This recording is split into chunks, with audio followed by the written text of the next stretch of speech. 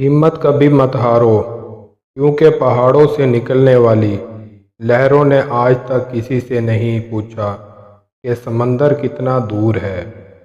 جیسے جیسے عمر گزرتی ہے، احساس ہونے لگتا ہے کہ والدین ہر چیز کے بارے میں صحیح تھے۔ جب ہم کسی رشتے سے تھکنے لگ جاتے ہیں، تب ہمیں اس میں صرف خامیاں ہی نظر آنے لگتی ہیں۔ رشتے کمزور ہونے کی سب سے بڑی وجہ یہ ہے کہ آپ رشتوں کو نبھاتے کم اور آزماتے زیادہ ہیں۔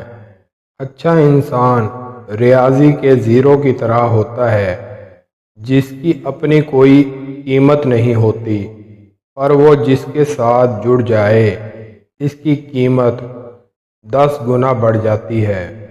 عقل مند وہ نہیں جسے صرف اچھائی اور برائی کی پہچان ہو، بلکہ اصل عقل مند وہ ہے جو اچھائی کی پیروی کرے اور برائی سے اجتناب کرے۔